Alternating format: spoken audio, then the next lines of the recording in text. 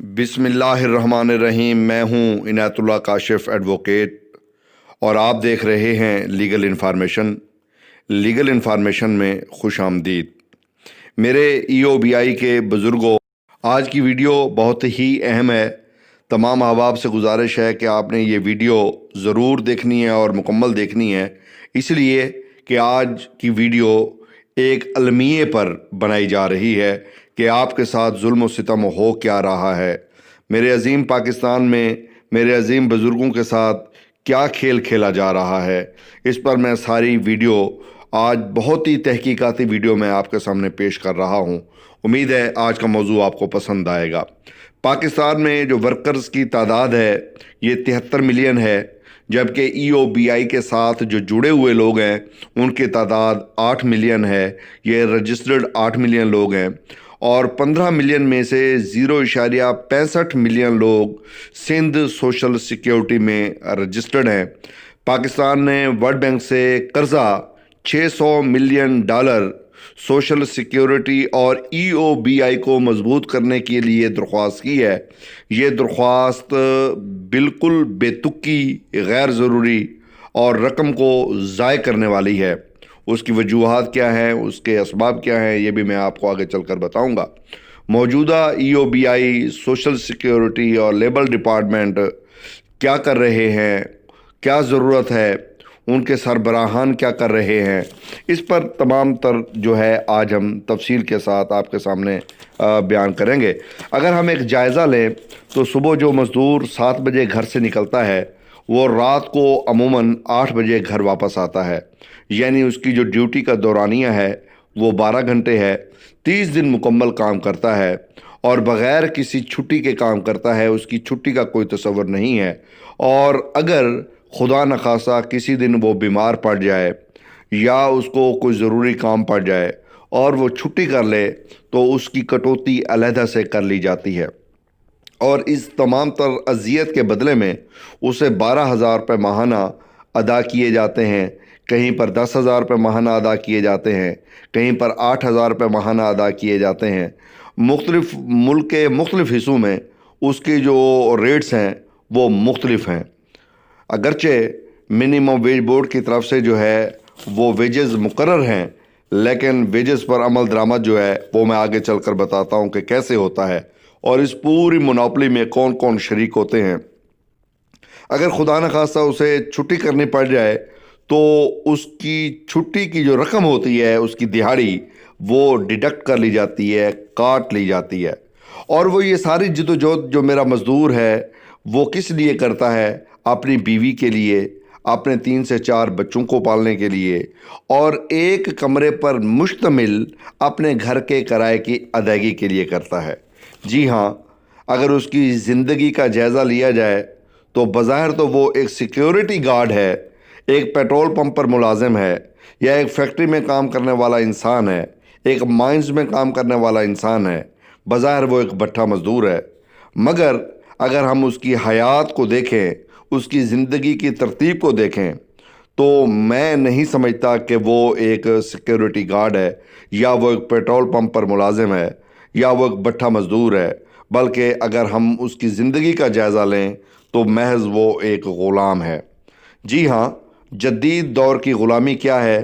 ذاتی معاشی مفاد حاصل کرنے کے لیے مجبور لوگوں کا استحصال، یہ آج کی غلامی ہے۔ پہلے زمانے میں آپ کے علم میں ہے کہ غلام کو باندھا جاتا تھا، خرید کیے جاتے تھے، پھر وہ سلیوری کا زمانہ ختم ہوا، سلیوری ایک جرم ٹھہرا۔ تو آج کے جدید دور کی جو غلامی ہے وہ ہے ذاتی یا معاشی مفاد حاصل کرنے کے لیے مجبور لوگوں کا استحصال۔ جی ہاں، اگر ہم پاکستان میں دیکھیں تو کم از کم جو ہے وہ 3 لاکھ سیکیورٹی گارڈ ہیں، 10 لاکھ سے زائد جینیٹرز ہیں جو کہ پرائیویٹ سیکیورٹی کمپنیوں میں ملازم ہیں۔ یہ کمپنیاں سرکاری اور نجی اداروں کو، تنظیموں کو سیکیورٹی اور جینیٹرز مہیا کرتے ہیں، اور وہ یہ سب آسانی سے کر لیتے ہیں اور ان کو سستا بھی پڑتا ہے۔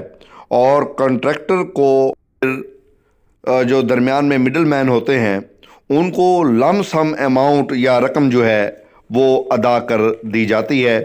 یوں جو سیکیورٹی گارڈ ہوتا ہے یا جینیٹائزر ہوتا ہے ان کی جوبوں پر ڈاکہ ڈال جاتا ہے ان جو مڈل مین ہیں یا آپ کہہ لیں کنٹریکٹرز ہیں ان کے ذریعے.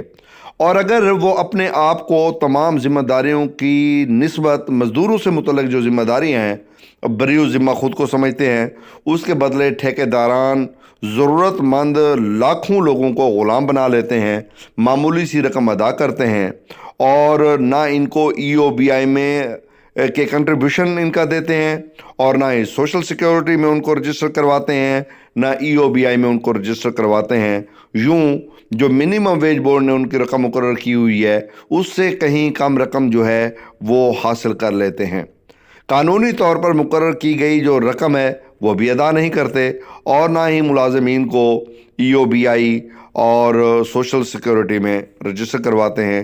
ای او بی آئی اور سوشل سیکیورٹی کے مختلف اداروں میں روزانہ کی بنیاد پر جرائم کے مرتکب ہوتے ہیں.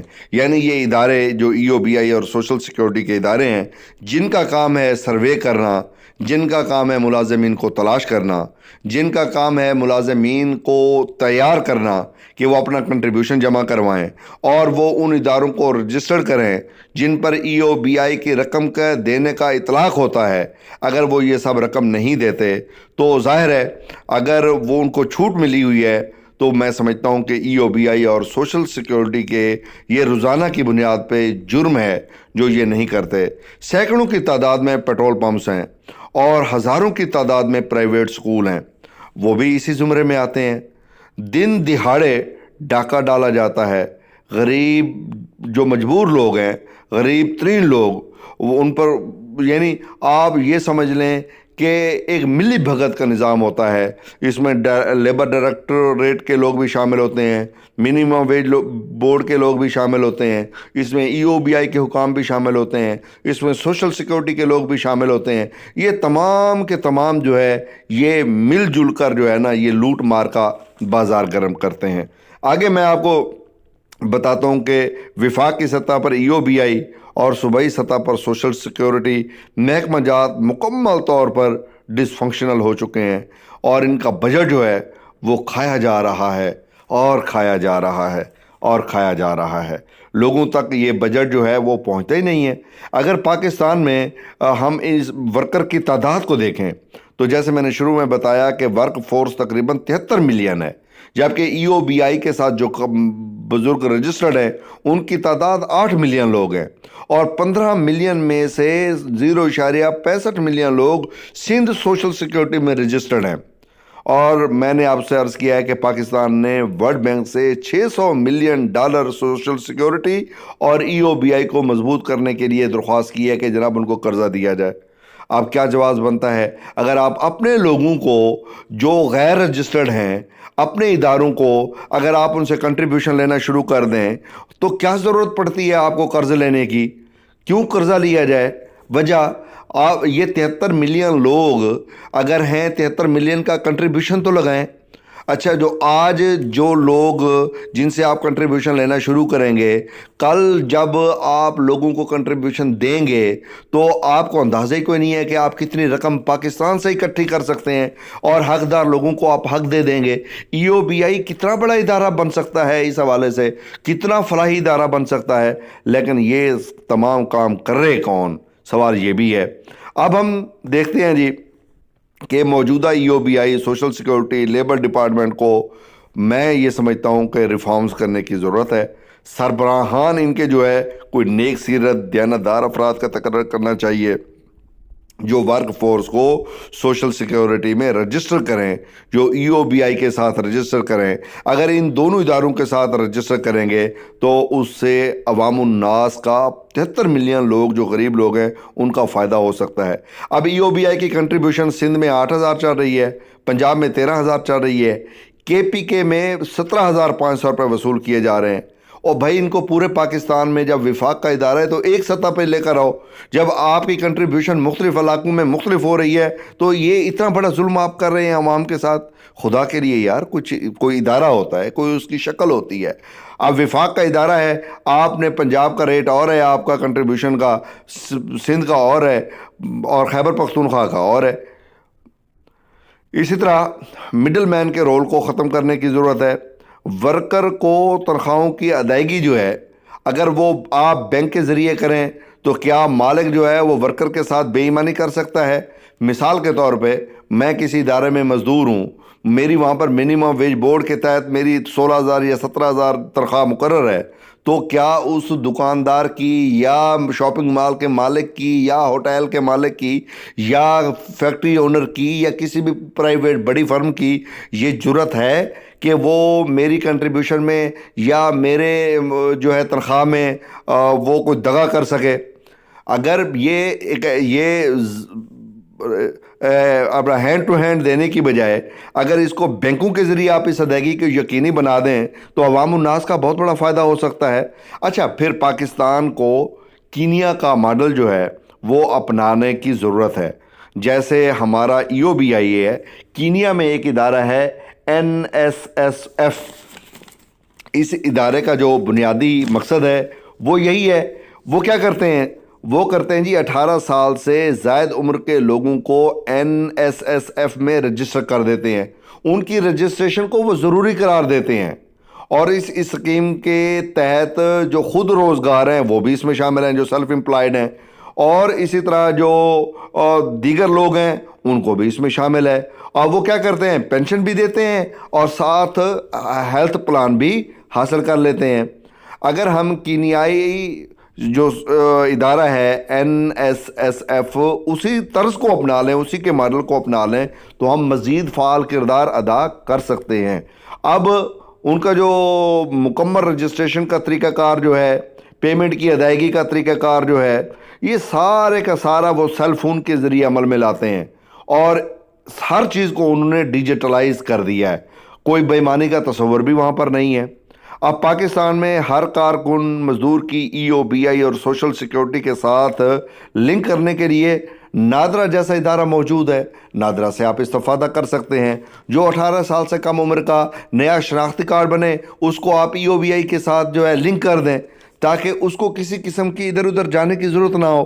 اچھا, ریٹائرمنٹ ہے, آپ جو ہی 60 سال کا ہوتا ہے بندہ اس کی پینشن کا طریقہ کار شروع ہو جائے. اب ہمارے پینشنر رل جاتے ہیں, 8 مہینے سے, سال سے, 2 سال سے لوگوں نے پینشن کی جو ہے وہ بکس جمع کروائی ہوئی ہیں اور وہ اپنے فارم جمع کروائے ہوئے ہیں, پورا عمل انہوں نے مکمل کیا ہوا ہے. مجال ہے جو ان کی پینشن جو ہے وہ لگ رہی ہو. آج بھی میں آپ کو میسیج دکھا سکتا ہوں میرے موبائل میں. آج ایک میسیج آیا ہے جس میں انہوں نے کہا ہے جناب 2 ماہ ہو گئے ہیں کہ جناب ہم نے وہ EOBI کی پینشن کے لیے اپلائی کیا تھا, تمام ڈاکومنٹ جمع کروا دیے ہیں, ابھی تک ہمیں پینشن نہیں ملی ہے. وہ بھائی نادرا جیسا ادارہ کیا کر رہا ہے, اس سے آپ استفادہ کریں اور آٹومیٹک ایک سسٹم بنا دیں. آپ جس طرح اپنے سٹیزن پورٹل بنائی ہوئی ہے, آپ ریٹائرمنٹ کی ایک EOBI کے حوالے سے رجسٹریشن کے لیے بھی پورٹل بنا دیں, اور ریٹائرمنٹ اور اس کے تمام ڈاکومنٹس کی سبمیشن کے لیے بھی آپ ایک جو ہے پورٹل بنا دیں. لوگ بیچارے مر رہے ہیں, پھرتے ہیں, کوئی ان کی بات نہیں پوچھتا, کوئی ان کو سنتا نہیں ہے. دفتر میں جائیں, کلرک بات نہیں سنتا, کلرک بادشاہ بات سن لے تو وہ پھر پیشی لگا دیتا ہے جی 2 مہینے بعد آ جائیں, 4 مہینے کے بعد آ جائیں. تو بہرحال جب تک ہم اسی طرح کا ایک میکانزم نہیں بناتے ہیں یہ مسائل جو ہے وہ ہمارے ویسے کے ویسے رہیں گے.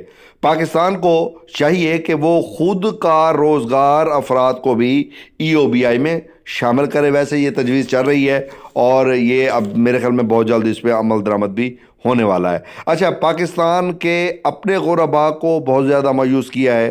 ہم نے BISP شروع کر دیا ہے, ہم نے جناب احساس پروگرام شروع کر دیا ہے, ہم نے WB لونز شروع کر دیے ہیں. ایسے پروگرام شروع کیا ضرورت تھی ان کی؟ اگر ہم ان تمام کو EOBI کے ساتھ جوڑ دیتے تو یہ کم از کم جو ہے وہ بہت بہتر کردار ادا کر سکتا تھا. اب میں آتا ہوں منیمم ویج بورڈ پہ. منیمم ویج بورڈ کو چاہیے کہ وہ مزدوروں کے منیمم جو ریٹس ہیں ان پر عمل درآمد کروائے.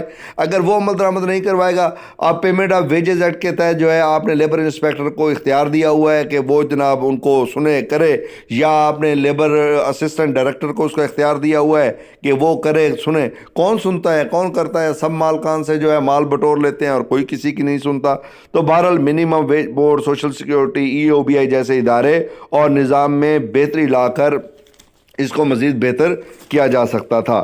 تو میں یہ سمجھتا ہوں کہ اگر ایسے حالات میں ریاست مدینہ کے حکمران کوئی تبدیلی لانا چاہتے ہیں تو ان کو چاہیے کہ کچھ سمجھدار لوگ ریٹائرڈ آفیسران جیسے ہیں ان کے ساتھ مل کے، یا کوئی اور رفائی لوگ، رفاق کرنے والے لوگ، ان کو ساتھ ملائیں، بیٹھیں، کوئی عقل والے کام بھی کر لیں تاکہ لوگوں کو جو ہے ان کے مسائل سے چھٹکارا دیا جائے۔ پاکستان کا پرابلم یہی ہے کہ اس کے حکمران، اشرافیہ جو ہے وہ اس طرح کی غلامی سے چھٹکارا حاصل کرنا ہی نہیں چاہتے، کیونکہ وہ اگر یہ چھٹکارے کے لیے اقدامات کریں گے تو اس کا نقصان جو ہے وہ یہ ہوگا کہ خود ان کو اپنے جو ہے مزید مسائل کا وہ آپ کو بات میری سمجھ آنی چاہیے میں کیا کہنا چاہ رہا ہوں، ٹھیک ہے نا؟ وہ پھر ان کی اپنی جی ہاں آمدنی وغیرہ سمجھ گئے ہیں، وہ پھر ظاہر ہے ان پہ اثر پڑے گا نا، ان کو کنٹریبیوشن دینا پڑے گا۔